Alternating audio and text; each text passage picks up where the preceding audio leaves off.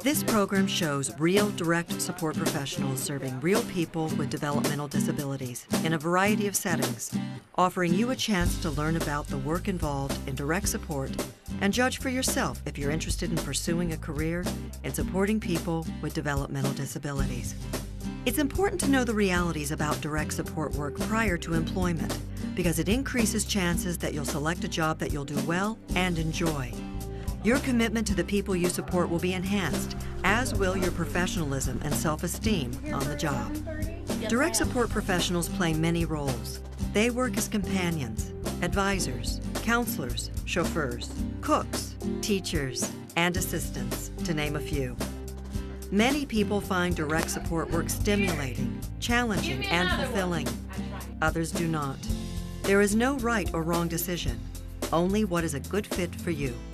Getting into the job, I learned a lot about people with disabilities, how they feel and things that they go through on a day-to-day basis. Just knowing that sometimes getting up and getting yourself dressed is not an easy task to do. It's not easy for them to ask for help. So coming into this job, it really opened my eyes. I work with individuals who have disabilities. That don't necessarily mean that they're unable or incapable of. My job is to help them be able to achieve the goals that they would like to achieve. I've learned since I've been here that it's important to listen, to know what their needs are instead of making the choices myself as to what I might think is good for them. I believe it's important for a person that may be a future direct support professional to understand that by obtaining a job as a direct support professional, that you won't be making decisions for the individuals you serve. You will be helping to nurture them to make decisions for themselves. You're getting paid to help people get to where they want to be, which is awesome. It's a great thing to be able to help people personally grow. I have an aunt who is disabled. But growing up as a child, I didn't understand. I would laugh at her, and tease her and stuff like that. But once I got into this field, I have so much respect for people with disabilities. And I've learned that there's nothing that they cannot do.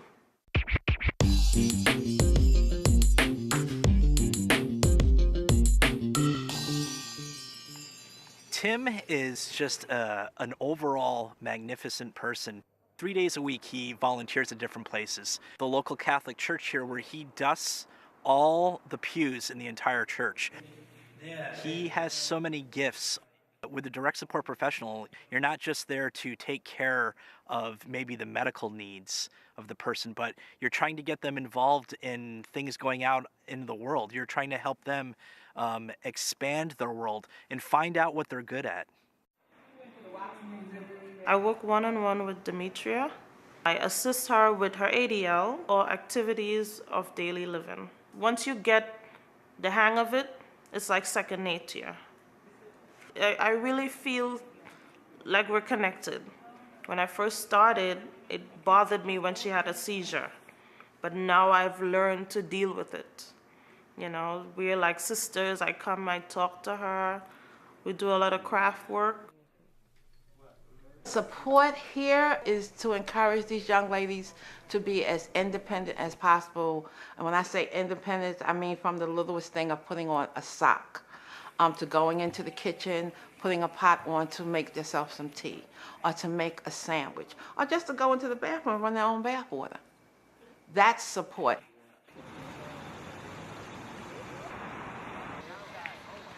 I support people with disabilities. I help them with their daily activities, shopping, taking them on trips. So we're out here and we're just having fun. And it builds relationships with all the participants. And when they have fun, everyone has fun, and relationships just build from there. I feel that I'm helping them just to be more secure with themselves. When you first start communicating with participants, there could be some challenges with maybe like not correctly hearing them or functioning well in sync with them. But you start to get like a feeling with each participant you're with, and you start to know what they like or what you both like, and you start to use that in your advantage. You wear many hats at times. You can be a friend or a mom or even their therapist if they need someone to vent to. What I do is anything and everything. Some days we have our driver's hat on, sometimes we have our cook hat on, sometimes it can be just a loving, tender moment. And you gotta come not with one specific skill, but ready to develop new skills as well.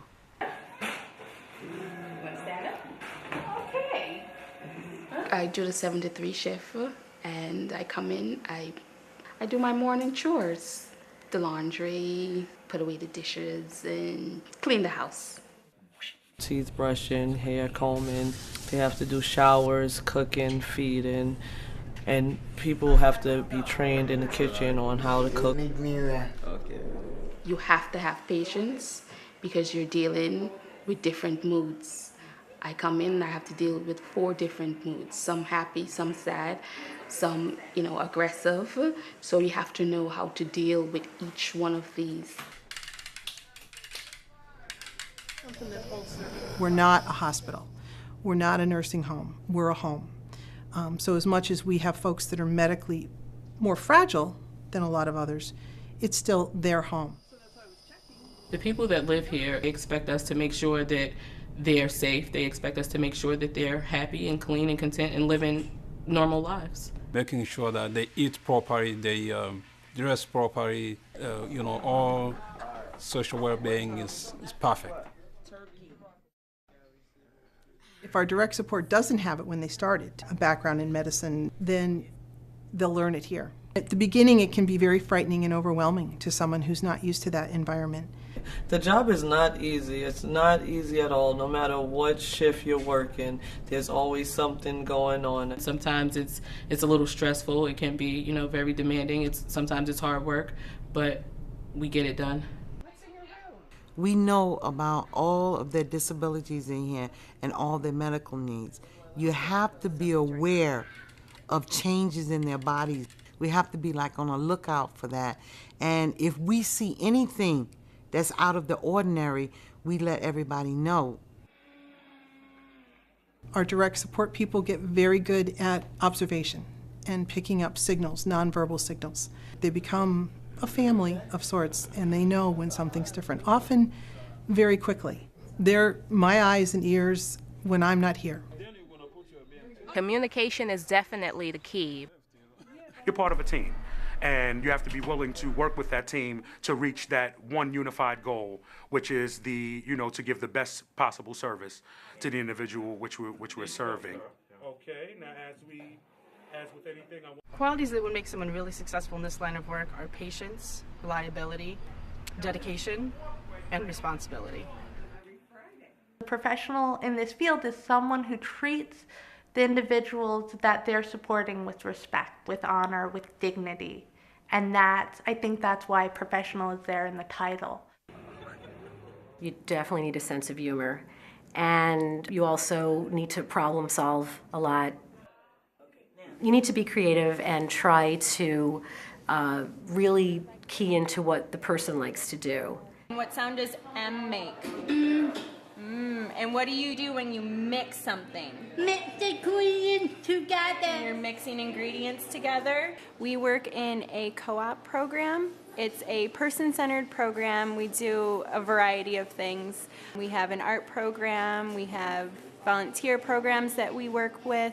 We're a close resource for a lot of the individuals here. They set up their goals, they set up what they want to do in growing and learning, and we just implement whatever ideas that they put forth. So depending on what individuals are interested in or able to do, we provide a wide range of choices. A lot of painting, some drawing, some collage, sculpture. Okay, now you're going to do your twist one of these times so it all holds together. Individuals realizing they can do things that they didn't think they could do, it's pretty meaningful.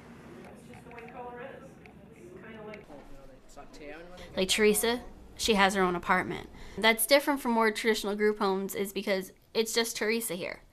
We can get up and go whenever she wants to. She's my boss. She tells me that I need to go to the bank, I need to go to the grocery store, or I want to go out to eat tonight. Not bad tonight, George. No. The two guys that I work with out here, they're both in their 50s, and one of the gentlemen uses a wheelchair, and another fellow uses a walker. So, I'm giving the guys general, physical assistance, and also in the community. It's been a pretty good fit. A number of people with developmental disabilities direct their own supports. They are responsible for determining the kinds of supports they need to live their lives. This includes selecting, hiring, training, and perhaps even firing their own direct support staff. They may live alone or with a few housemates. For direct support professionals, this arrangement can be challenging. Working directly for an individual without the benefit of colleagues or the support of an agency. But it also offers the opportunity to work in partnership, to develop strong relationships that lead people to live their lives fully. I live in an apartment close to Lori Brown, and I provide services for her that have to do with health and safety and recreational activities. And she just, helps me if I need the help. If I don't, then I'm on my own. Lori is a dynamic woman who likes to stay busy. She loves being out in the community. She loves people. She's very social, very, very social. And she can get around by herself, and she's very independent. And I'm starting my own pottery business right now, too. Oh, we can go over next door first. You got a hug? Yeah. There you go, Baron. Bernie is a character. He's definitely an original guy. People in the community absolutely love Bernie. He's probably one of the most popular people in town. He goes out in the stores. Everybody says hi to him. Everybody.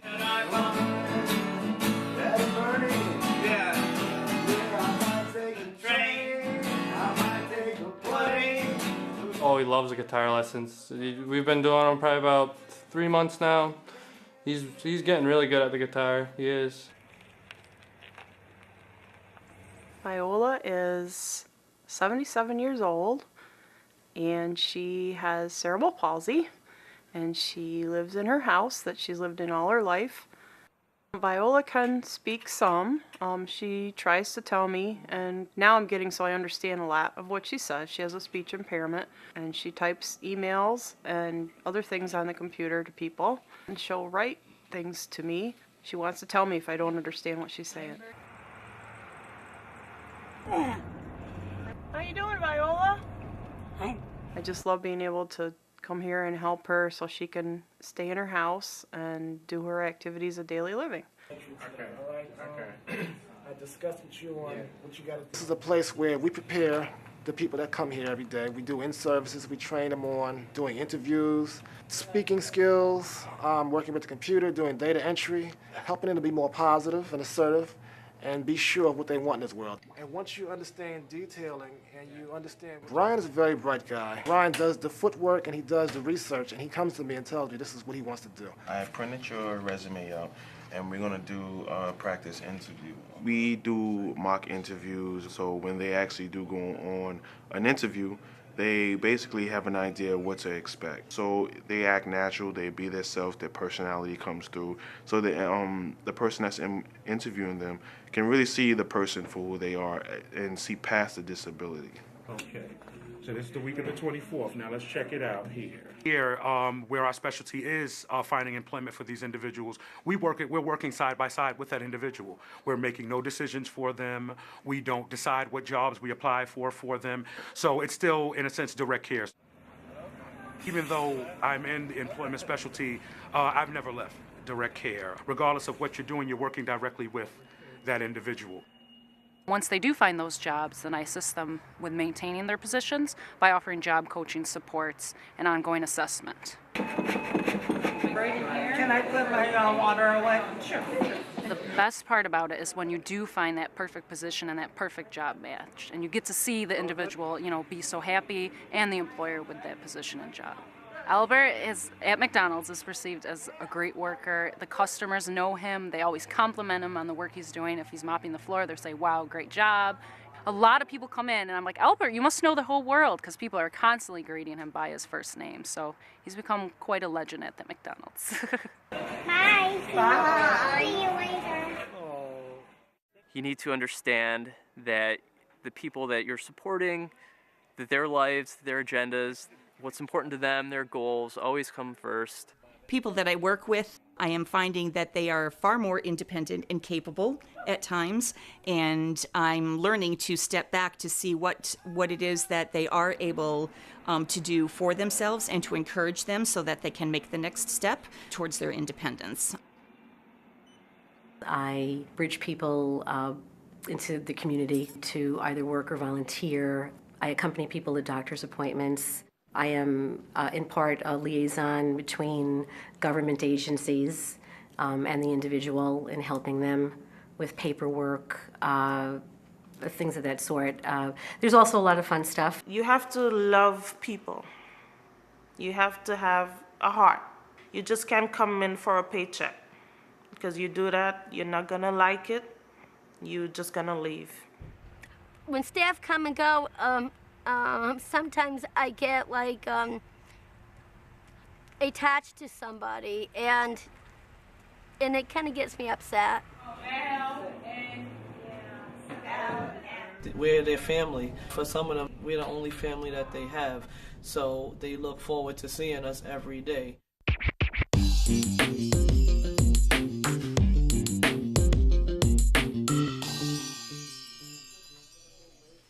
It's important to do meaningful work, because it's not just like you're sitting behind a desk doing paperwork and then at the end of the day it's like you finished your work, but how do you feel about it?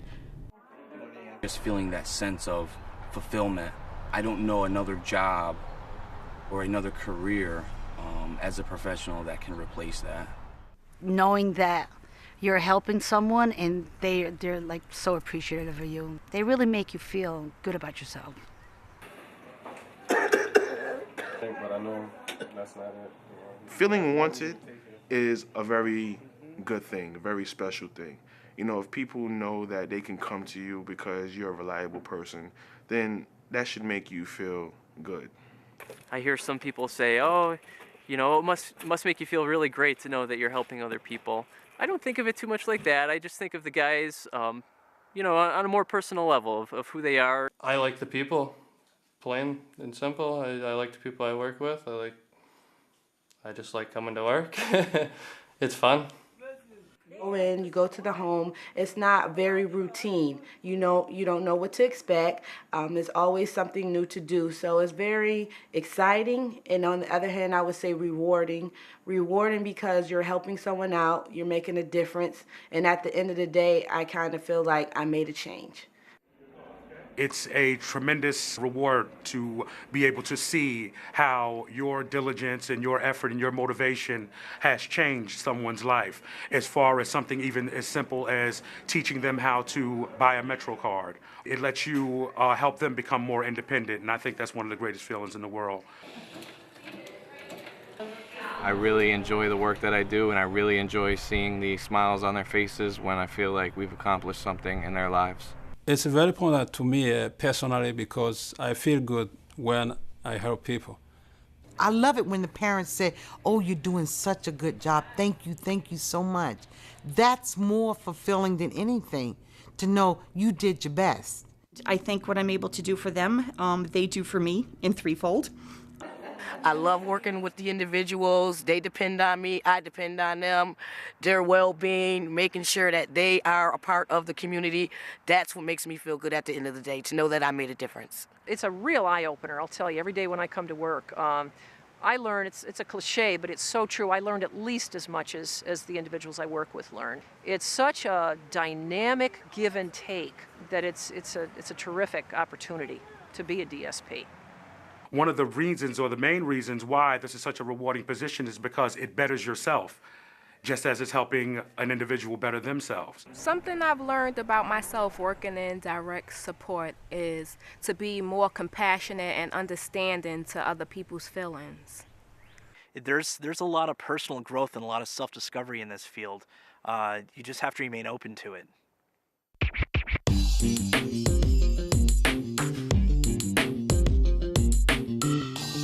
challenging part of my work is trying to make sure that everybody's needs are met. Sometimes it's hard. We have to write whatever happened. We document it. So the time it happened, what happened. So it's different paperwork we have to do just to make sure that everything is running smoothly. Safety is pretty important, especially when nobody here can really say when something is wrong with them. We have to feel for them. We have to know when something is wrong with them. As time grew on, I learned to be more patient, more tolerant of everything that went on. And that was something that I definitely had to learn and grasp. He was right in the way. Didn't mean to be in your way. He was sleeping while he was sitting there. Working with challenging behavior is very difficult. It's scary because, you have to get this person calm because you have other guys you have to deal with and you have to keep the other guys calm. He's never listening to me. He's yelling and screaming. He just spit in my face. So it's about, having that patience and understanding to know that he's actually in crisis and he needs support and not someone just getting upset with him. They can push your buttons just because of that's how they communicate is different than others. So you need to have some extra patience. Because you need patience. My God, do you need patience? Something that we take for granted every day is an issue for some of the individuals, and to be compassionate and understanding and listening. People quit because they're afraid, because there's many different disabilities, and, a lot of people, they're afraid of that. They don't give it a chance. You are very important to the individual you serve because of the relationship. It's giving that individual the assurance that you care for them and you're going to be there on a daily basis or when you're needed. We have our bad days just like any family does. She'll yell, everything like that. She'll yell at me, but she knows I'll be back the next day. No matter what happens, I'll be back the next day. You gotta be very social, very upbeat, very positive. You leave all your negativity at the door.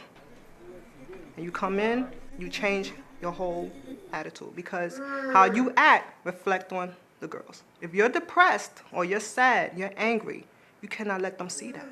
I'm here 6-7 days a week, 2-3 weeks straight sometimes. You really fall in love with the job and with the people, and it's hard in a sense to separate boundaries at some points because the people that you support become like your family members. I actually see Teresa more than my regular family. And sometimes that line does blur between where you work and where you live. Ready? Good job. It's good relaxing. Honestly, this is not a high-paying job, so this is the challenge which I face. Really think about what you're going to step into. If you have love and compassion, if you're caring, this is a job that you want to be in because it's not for the money. Because the money's not all that good. If you don't care for the people that you work for, it's going to show when you work. You're not going to perform like you would if it was something that you actually loved and cared about. And if you don't care for people, then you can't take care of people. This type of job is not right for everyone. You have to make sure that you're not selfish and that you're willing to give your whole heart.